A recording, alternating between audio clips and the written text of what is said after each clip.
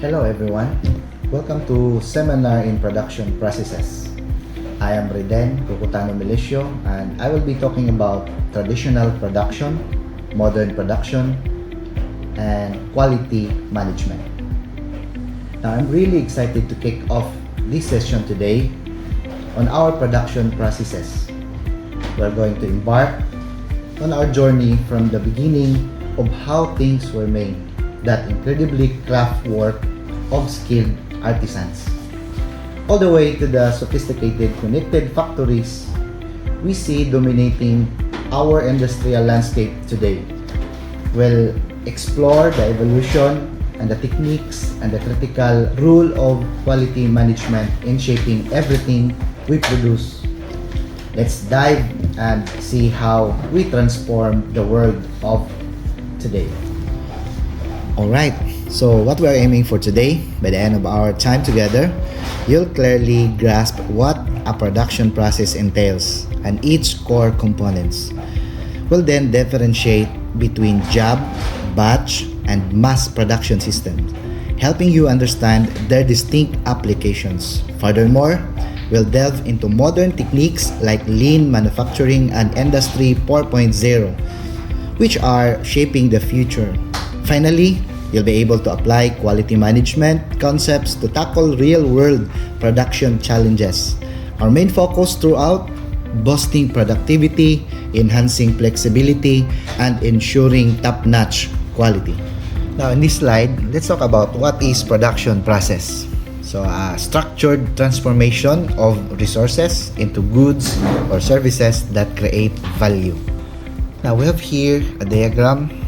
It's all about from inputs to transformation and outputs. So under the inputs, we have the materials, the labor and skills, machines and energy, the capital and information. So under inputs, they undergo transformation. So we have also under transformation, the processing, assembly, the inspection, the movement and storage. So finally, we have the outputs. So under the outputs, we have the products or services, customer value, byproducts, and waste performance data. So performance is normally judged through cost, quality, speed, dependability, flexibility, safety, and sustainability. Therefore, a production process essentially takes various resources like materials and labor and transforms them into valuable goods or services.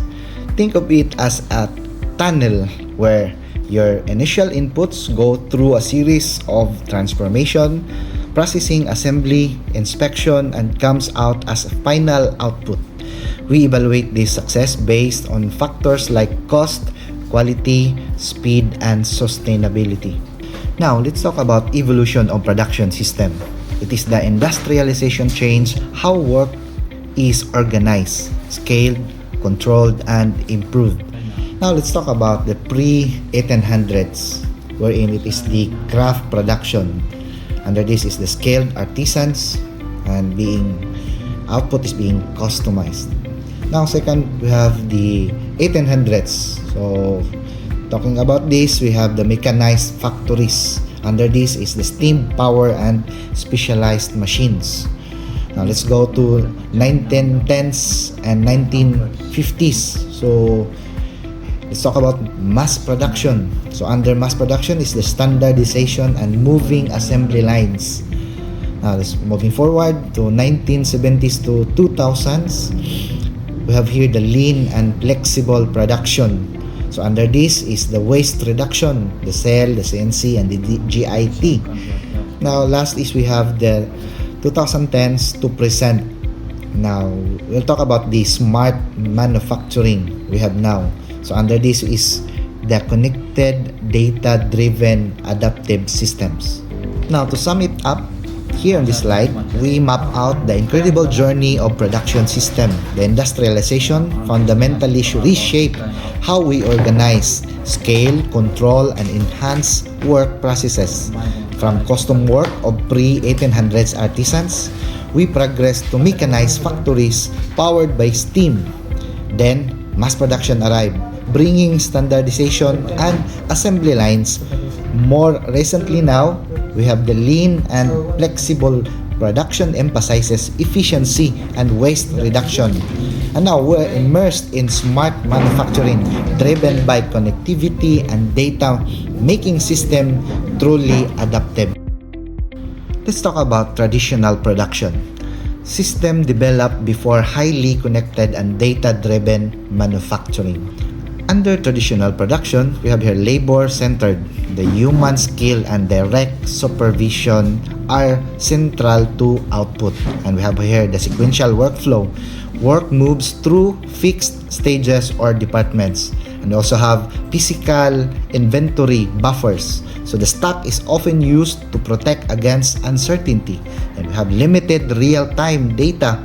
So decisions depend on reports, experience, and periodic inspection. So lastly, we have here the stable product emphasis. So we have efficiency improves when designs and volumes remain predictable. Here on this slide, we are looking at the characteristic of the traditional production systems, which really represent manufacturing before the advent of highly connected data-driven technologies. A key aspect is its labor-centered nature. Human skill and direct supervision were and still are some traditional settings absolutely central to the output. We also see a sequential workflow, meaning work progress through fixed stages or departments, often in a very linear fashion. Another notable feature is the reliance on physical inventory buffers. Companies would keep stock on hand to protect against uncertainties in demand or supply. Now, let's talk about job and project production. It is the one-off or highly customized outputs created for a specific customer or requirement. Now, under traditional production, we have the key characteristics. First is we have the low volume, very high variety, and second, general purpose tools and equipments. Third, highly skilled labor, and fourth, flexible routing and scheduling. And last is the unit cost is relatively high. Moving to typical examples, we have the custom furniture. Then we have the shipbuilding and construction, the repair and maintenance jobs, specialized machineries, tailor-made software or services. Now, let's go to the management priorities. Under this is the accurate requirements, the skilled worker coordination, time and budget control, change management, and customer communication. Let's remember this. Best choice when uniqueness and customer-specific performance are more important than the lowest possible unit cost. To sum it up, we dive into job and project production, a traditional approach for unique custom-made items. So, think about building a custom piece of furniture or a specialized machines. These projects demand high skill and flexibility, often resulting in higher unit cost. So the key here is satisfying specific customer needs, prioritizing uniqueness over the lowest possible price. Succeeding hinges on clear communication and meticulous control over time and budget. Now, let's talk about batch production. A specified quantity is produced, then equipment is changed over for the next batch. Under traditional production, first we have setup, prepare machines, tools, and instructions. Second, we have produce batch A, make a planned quantity. Third, inspect, verify conformance and record defects. Fourth, change over, clean, reset, and adjust equipment. And fifth, produce batch B, start the next product or variant. The advantage of batch production is moderate variety, shared equipment, and economies of scale. Then we have also challenges, setup time, work in process, inventory, and scheduling complexity. In these slides, batch production balances mass and job production. It involves producing a specific quantity of items, like batch of cookies, before reconfiguring equipment for the next product. These methods handles moderate variety and allows for a shared equipment, offering economies of scale. However, challenges include the significant setup times, managing work-in-process inventory, and scheduling complexity. The consequence, as shown, moves from setup to production, inspection, changeover, and then to the next batch. Let's talk about mass and flow production. It is the high volume standardized products move through a fixed sequence of operations. Now, under traditional production, we have high volume. Under this is the large quantities of identical or similar products. We also have specialized equipment. Machines and layouts are designed for repeatability. We also have low unit cost. Fixed costs are spread over many units. Now, also have low flexibility. The product or process changes may be expensive. And last, we have quality at each station. So the defects can multiply quickly if not detected early.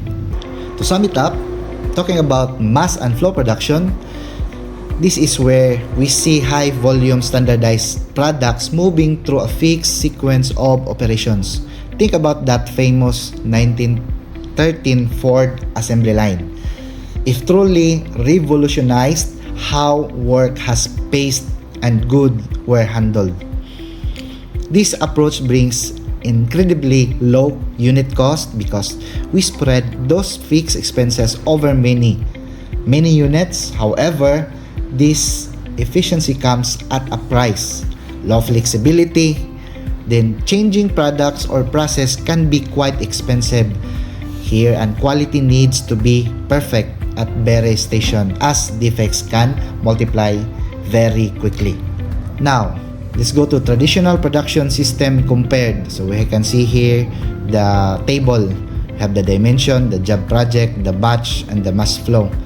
In this table, we have here the dimension, the job project or the batch, and the mass flow.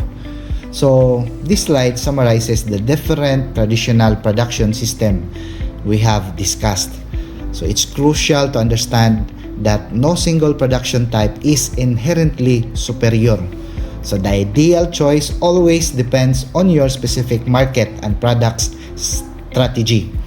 Key dimensions like required volume, product variety, cost considerations, and how quickly you need to respond to customer will dictate whether a job or the project or the batch and the mass or the flow approach is most suitable for your operation.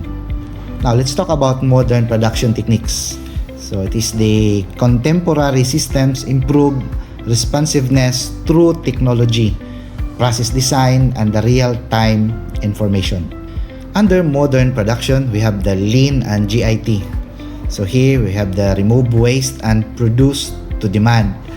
Then also we have automation and robotics, increase consistency, speed, and safety. Now we have the CAD/CAM and the CNC, connect digital designs to accurate production. And also we have cellular or FMS, the reconfigure resources for product families. So we have also additive manufacturing, build parts layer by layer. And last, we have the Industry 4.0, integrated sensors, data, AI, and networks. To sum it up, talking about traditional production, now let's shift gears and dive into modern production techniques. These aren't just minor tweaks. They're fundamentally changing how we make things. Modern systems leverage technology, smart processing designs, and real-time information to become super responsive. Think about lean and just-in-time for reducing waste, or automation and robotics, making processes faster and safer. We also have CAD/CAM and CNC, linking design directly to machines, cellular manufacturing, reorganizing resources, and additive manufacturing, building parts layer by layer. And of course, there's Industry 4.0, which integrates sensors, data, AI, and networks for truly smart manufacturing. And it is very exciting to be in here in production. Now, talking about lean production and just in time, it is the lean 6 maximum customer value with minimum waste. Under modern production, we have 5 lean thinking principles. First, we have value. Define what the customer is willing to pay for. Second, we have value stream. Identify all steps and remove non-value activities. Third, we have flow. Make work move smoothly without delays or bottlenecks. And 4, we have pull. Produce based on actual demand, not only forecast. And last, we have perfection. Continuously improve towards zero waste and defects. When we say just in time, make only what is needed, when it is needed, and when the amount is needed. And we also have Jidoka. Talking about Jidoka, build quality into the process by stopping when abnormality is detected. To sum it up, talking about lean production and just in time, which are crucial to modern manufacturing. Lean thinking focuses on delivering maximum customer value while minimizing waste. It's built in on 5 core principles: understanding customer value, mapping the value stream to eliminate non-value adding steps, and ensuring smooth workflow, producing only what's needed, and relentlessly pursuing perfection.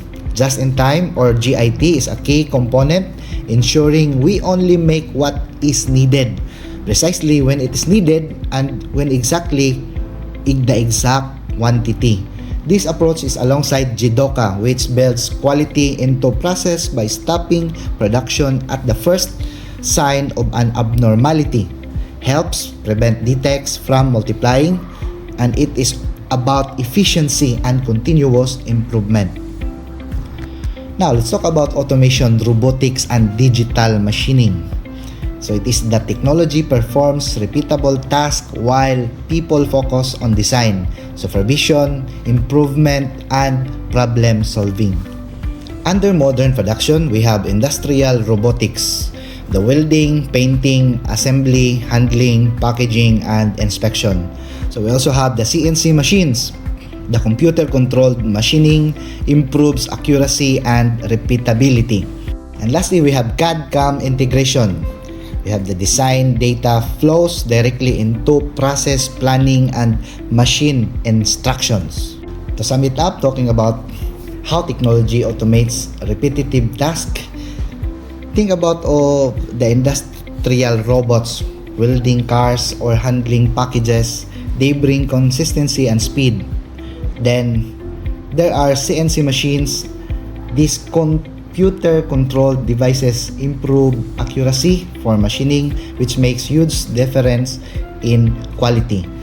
What's even cooler is how CAD/CAM integrates, allowing design data to flow straight into the manufacturing instructions. So this means what's designed digitally gets produced exactly as intended in the real world. This frees up people to focus on design, problem solving, and continuous improvement. And now let's go to the cellular and flexible manufacturing. It is the machines are organized around product families, enabling shorter flow paths and faster responses. Now, under modern production, example is U-shaped manufacturing cell. So we have here a diagram. First, we have the cut section, then next is the drill, next is the finish, and we have the OP, or the operator can oversee the multiple processes with less walking and work in process. Then we have the inspect and the assembly, and last is the pack. Now we have here cellular manufacturing. This is the group of the similar machines into a cell dedicated to a product family. Then next is we have the flexible manufacturing system. Uses the automated handling and computer control to switch efficiently among parts. Last is we have the main benefits. Here, the shorter lead time, less movement, and work in process and improved ownership. To sum it up, here we explore the cellular and flexible manufacturing. These approaches organize machines around product families. So this enables shorter flow paths and faster responses. Cellular manufacturing groups the similar machines into a cell. So this cell dedicates itself to a specific product family. An operator in a U-shaped cell can oversee the multiple processes.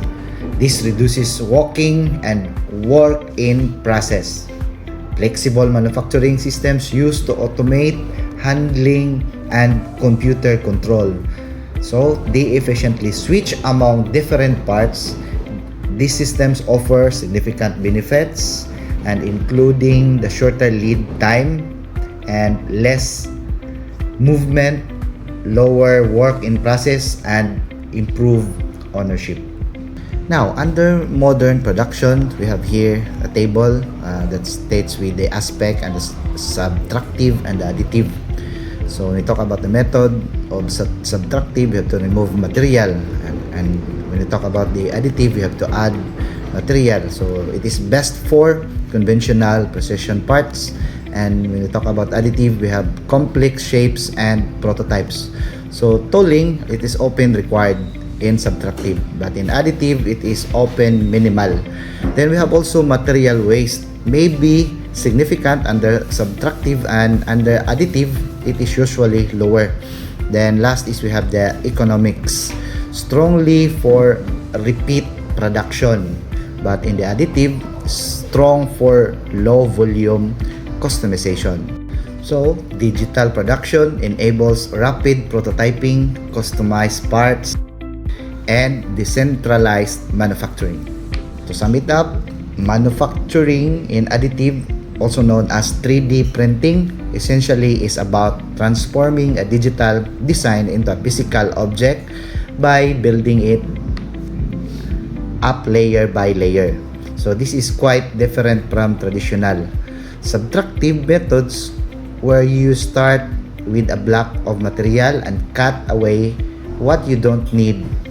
And additive manufacturing opens up incredible possibilities for rapid prototyping, creating highly customized parts and even decentralized production, meaning parts can be made closer to where they needed, which is real game changer. Now let's talk about smart manufacturing and industry 4.0. It is the connected equipment, people, and information create a real-time digital production ecosystem. Under modern production, we have here connected factory.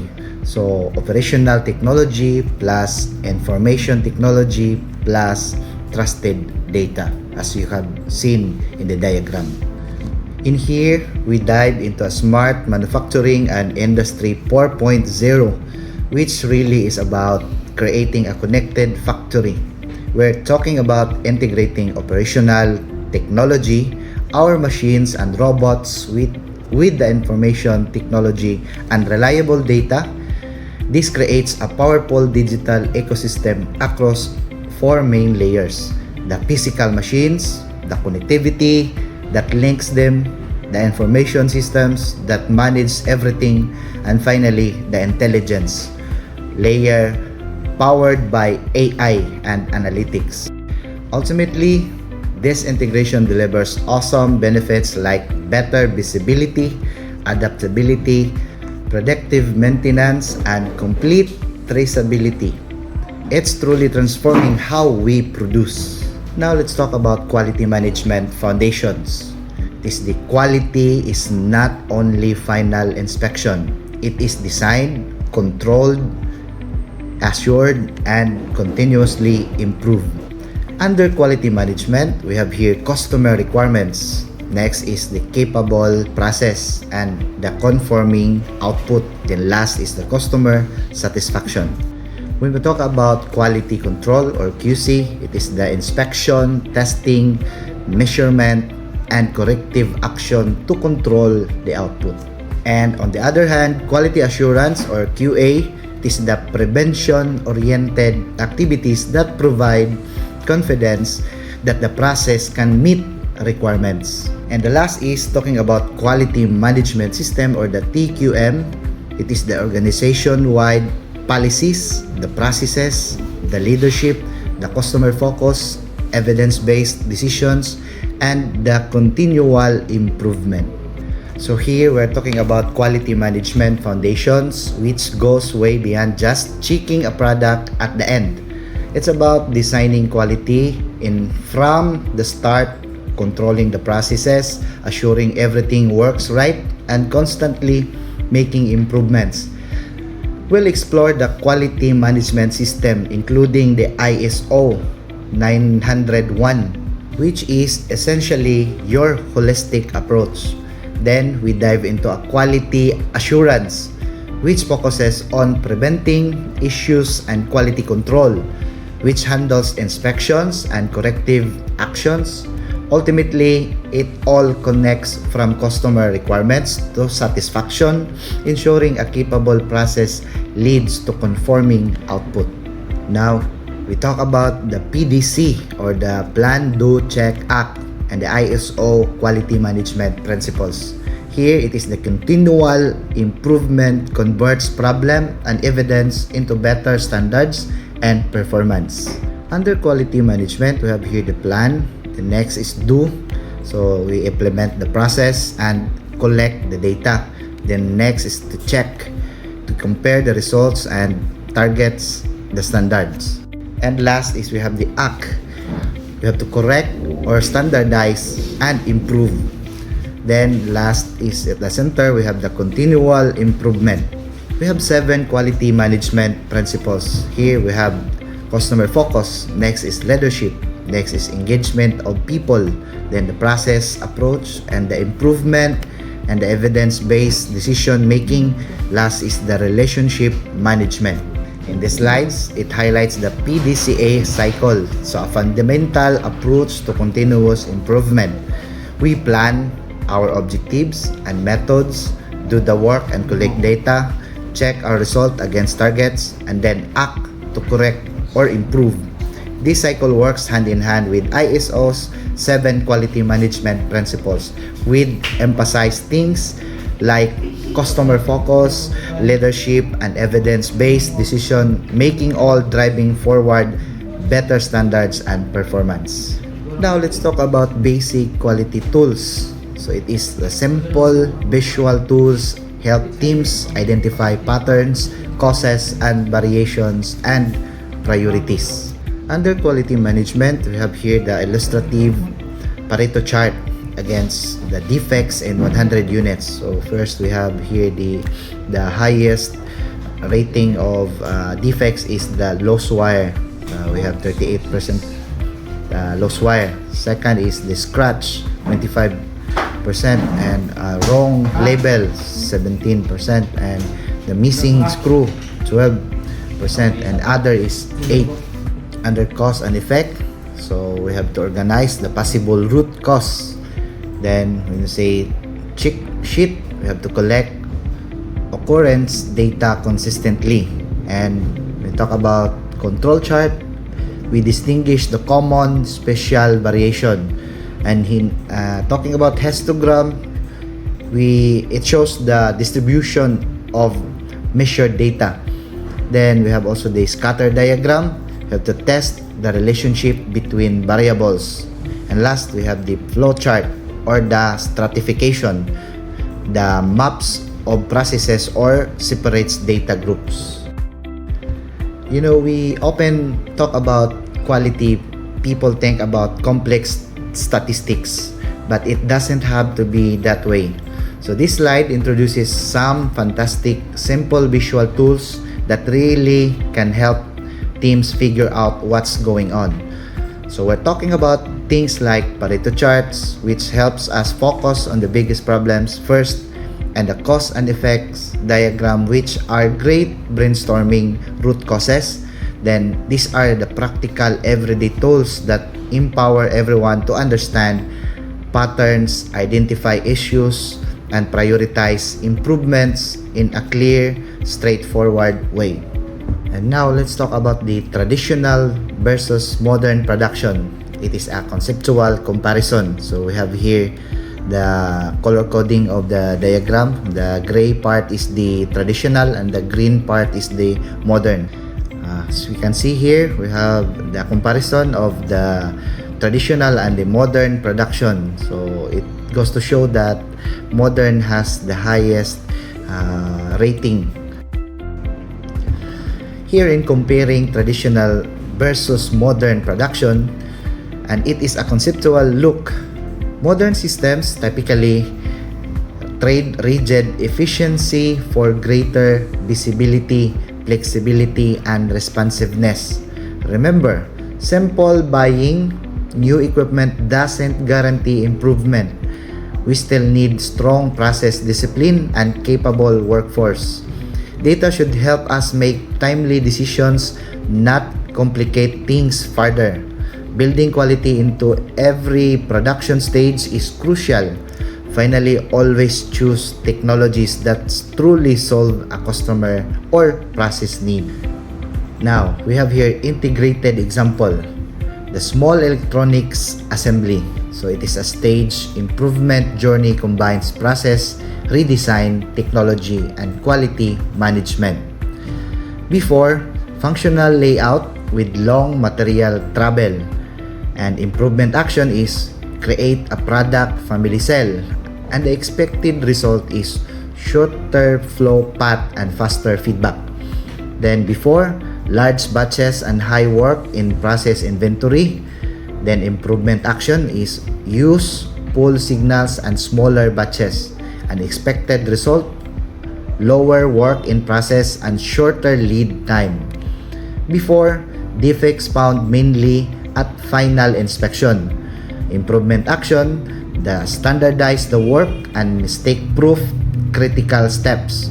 Then expected output is quality problems detected near the source. Before, manual records, delayed production reports.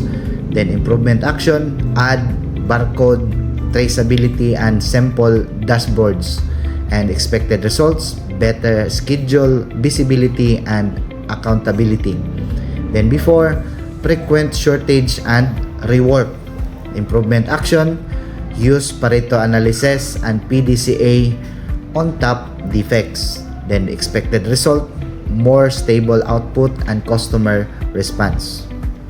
So here we consider a small electronic assembly plant as an integrated example. So before improvements, the plant struggle with functional layout, long material travel, and large batches. This lead to high work in process inventory. Defects found mainly at the final inspection, manual records causing delayed reports, and frequent shortages or rework. Implementing changes like creating product family cells, using pull signals, standardizing work, and adding dashboards delivers significant results. Expect shorter flow paths, faster feedback, low work in process, and higher quality with problem detected closer to the source, leading to better schedule visibility and more stable output.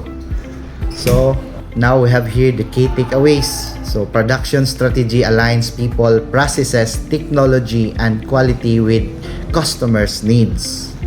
First key takeaway is the traditional system remain useful. Job, batch, and mass production each match different combinations of volume and variety.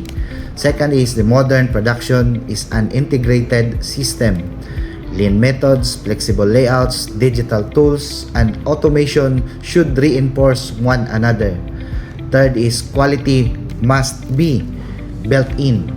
So prevention, process control, evidence, and continual improvement are stronger than final inspection alone. Then last, we have the technology follows strategy. The right investment is the one that solves a real constraint and improves customer value. Alright, let's wrap this up. We come to the end of the slides. So these key takeaways: first, remember traditional production methods still hold value. They're perfect for different volumes and varieties. Second, the modern production strives as an integrated system where all the digital tools and lean methods work together. Third, quality isn't just a final check. It is something we built in from the start with prevention and continuous improvement. Finally, and crucially, technology should always support your strategy, not drive it. We're aiming for a more capable system, not just more technology. Thank you very much for listening. This has been Reden, Melecio. God bless everyone.